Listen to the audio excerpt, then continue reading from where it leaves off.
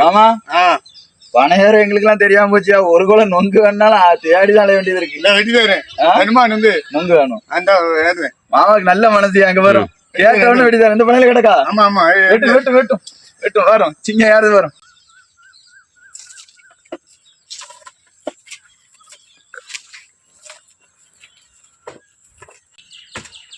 பாத்து பாத்து.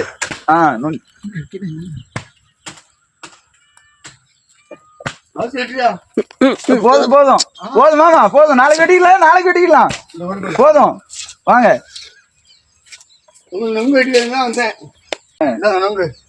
வெட்டும் வெட்டும் வெட்டும்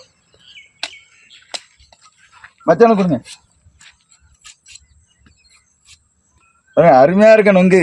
கடுக்காயிட்டு இல்ல நல்லா இருக்கு சாப்பிடலாம். இளம் நொங்கு இளநங்க எடுங்க.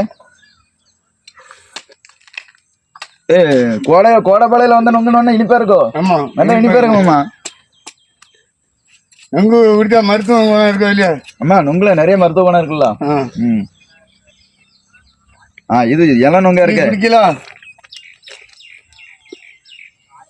இளம் நொங்கா இருக்கு.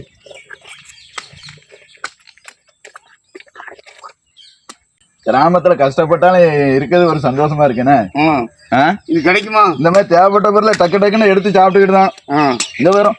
மத்தியான தோட்டத்துல இந்த பக்கம் பார்த்தா வெள்ளரிக்காய், அந்த பக்கம் பார்த்தா பைத்தங்காய், அந்த பக்கம் பார்த்தா கடலை. எது வேணுமோ ரெண்டும் எடுத்துட்டு போயிடலாம்ல. யாரும் நம்மள ஒன்னும் சொல்ல போறது இல்லை. எப்படி நம்ம ஊர்ல ஆமா இதான் கிராமத்து வாழ்க்கை. என்ன என்னைக்கு கிராமத்து வாழ்க்கை தான் சுகாதாரமா இருக்கு. என்னமாமா ஆனா கொஞ்சம் கஷ்டப்படுதோம். நொங்கு குடிச்சா 100 வயசு